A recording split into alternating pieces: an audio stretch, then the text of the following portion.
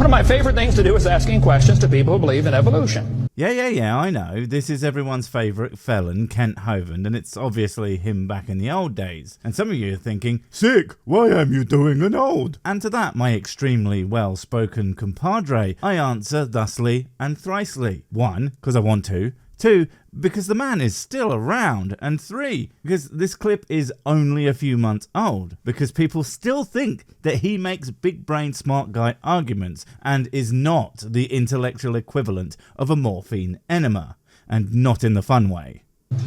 So I asked this professor if I could ask him some questions about the Big Bang. Do you remember the days when it wasn't immediately obvious the duplicitous shit that he was doing here? No, me neither, because Kent has always been an undeniable charlatan to anyone who knows anything about pretty much any subject he chooses to discuss. In this case, the fact that asking someone who believes in evolution a question about a topic that is not evolution is frankly a bizarre way to start a quote, because those two subjects are basically entirely unrelated. So anything he says from here on out has nothing to do with evolution. So why he felt the need to bring it up is, well, either ignorance or intentional deception. I'll let you guess which. He said, sure, what would you like to know? I said, well, sir, you told me 20 billion years ago all the matter in the universe was squished in this little tiny dot. 20 billion? Who were you asking? A fellow creationist? Because at our current estimates, that's just wrong. Now, to be fair, that might just be because of the age of the video, but again, this is being shared by people with the haughty claim of Kent, I swear it wasn't me, officer, Hovind dismantling evolution in 4 minutes, when he's not even talking about the correct subject and has a completely out-of-date understanding anyway. Although, let's be fair, I'm not sure anything has actually changed. And it was spinning faster and faster and exploded. I said, where did all this matter come from? Spinning? That's a new one on me. And where did it come from? Well, I don't know what Mr. Totally Real Science TM says, but most honest folks will tell you that they don't know, and some cheekier individuals might chuck in a yet, not without some merit. But yeah, not knowing, a concept that Kent would more than likely use to say, well, if you don't know, then I must be right, because that's how knowing things works. First past the post gets to shape reality. He said, well, we don't know that for sure. I said, okay, now, sir, hold it. If I told you that I believe about 6,000 years ago God created the heaven and the earth, like the Bible teaches, you're going to say, and where did God come from? First off, I don't know is a fine answer, and the one that everyone should give when, you know, they don't know. And second, you told him what he was going to say, well then how is he supposed to give you any fucking answer? If you are telling someone what they think and then they say something different, how do you know they either weren't going to say what you said or that they changed it? Perhaps in the future you should let people speak before interrupting them with your freaking tarot readings. I don't know. But you said 20 billion years ago there was a Big Bang. The however many billion years ago, although 13.7 for those of us bothering to learn, has nothing to do with what happened before that point. We know how far back the universe goes, because we can see it. There is demonstrable evidence that shows us approximately how old the universe is. That has nothing to do with what happened the moment before the universe, and you would know that if you knew, well, anything.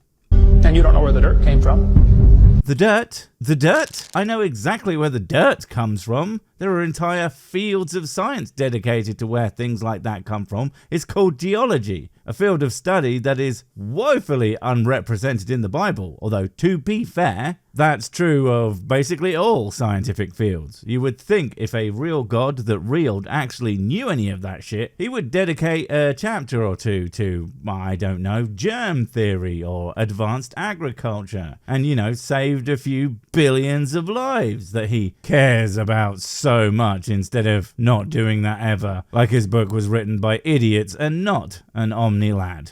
So basically I believe in the beginning God, and you believe in the beginning dirt.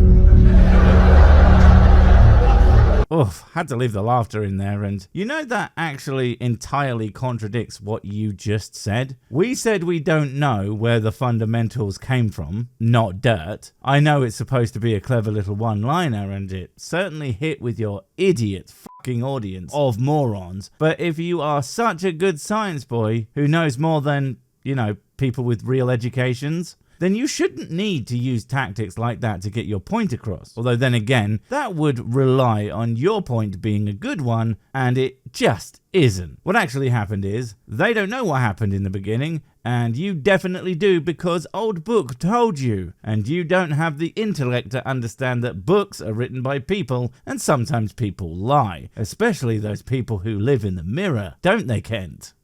Don't tell me my theory is religious and yours is science. Oh no, sir, they're both religious. Wait, so an idea with a single-ish book and rules about how to behave and rituals that you must do and places of worship and all the other things versus a misunderstanding of what evolution is and an admission that they don't know everything yet. I don't think you have any concept of what the word religion means, Kent. I would be astounded if you could even spell the frickin' word. The news media tries to make it look like it is religion versus science.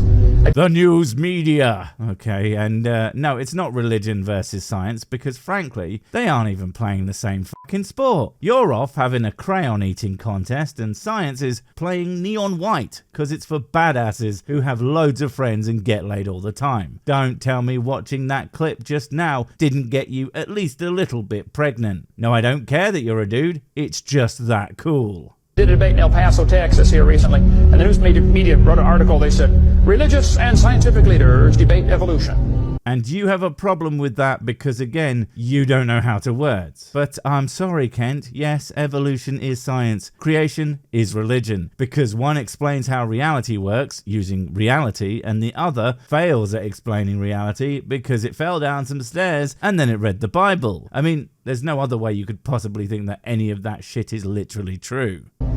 What is the unspoken message in that title? What are they trying to imply? Can you catch that? They're trying to imply that evolution is part of science, aren't they?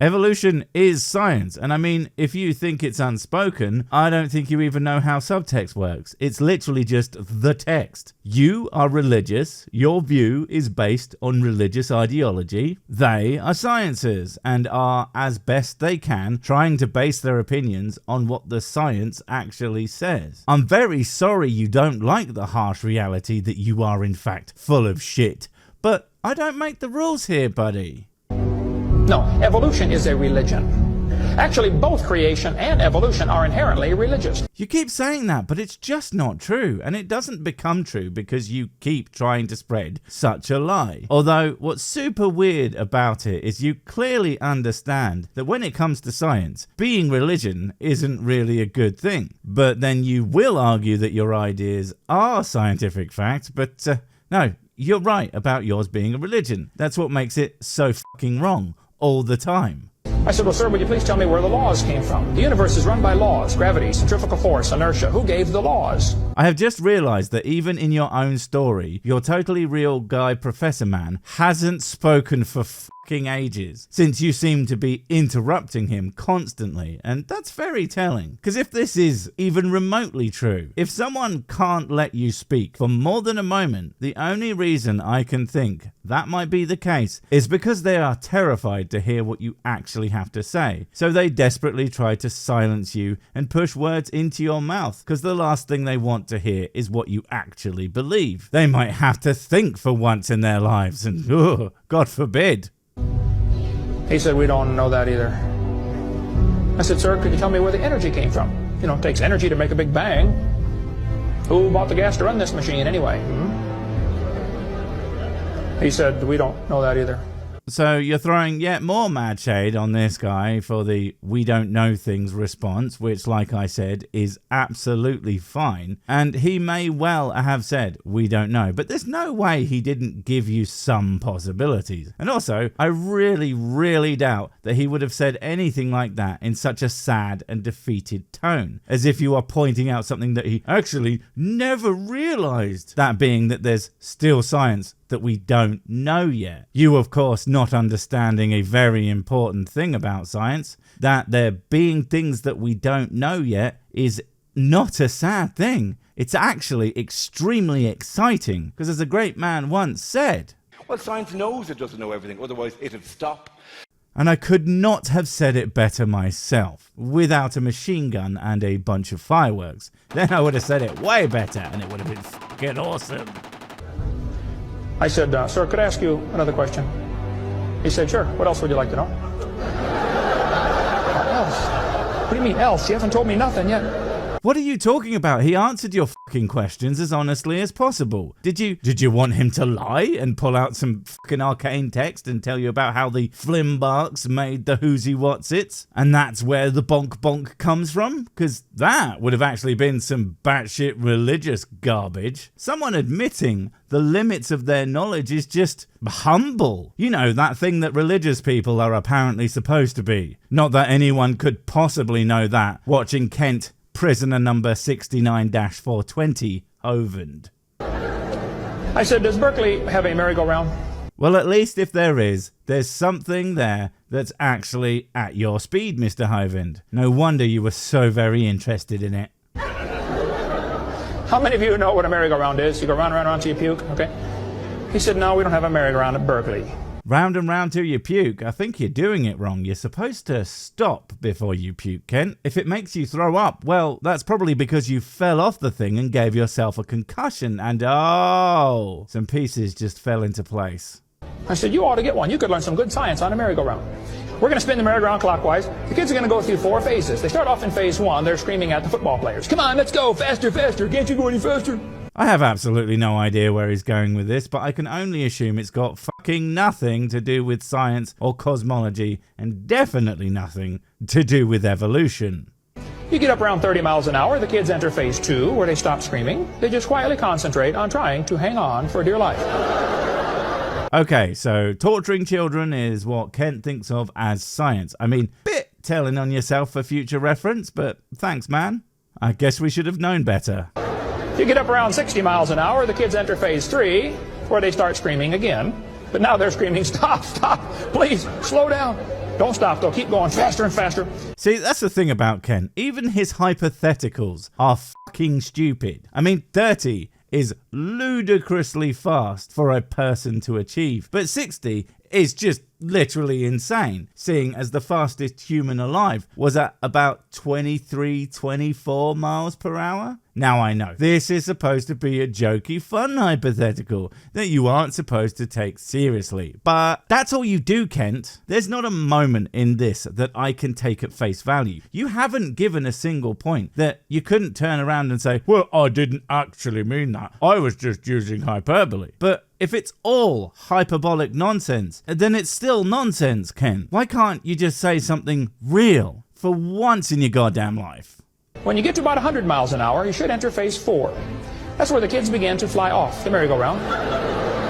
Now, when this happens, you will notice a very interesting phenomena of physics. Is it that they would have flown off ages ago? Also, having Kent Hovind deign to teach anyone about physics is just frickin' laughable. Aside from the fact that by his own standards, he holds an unscientific worldview as factual, it's just the very idea that he knows more than even the stupidest toddler about any kind of science. Well, it's frankly hilarious.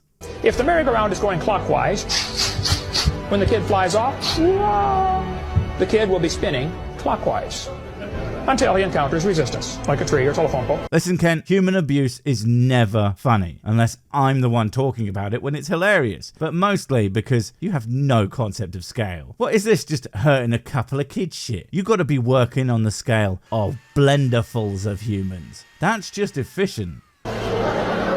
That's because of a law in physics known as the conservation of angular momentum. Oh look, he's got one thing right, although we all know for a fact the only reason that Kenty ever says anything even remotely accurate is so that he can lie about it later. I have a hint for you, Kenters. Why don't you just not lie about anything? Why don't you just talk actually accurate science all the time instead of when you find it convenient? Then you might not be such an insufferable prick.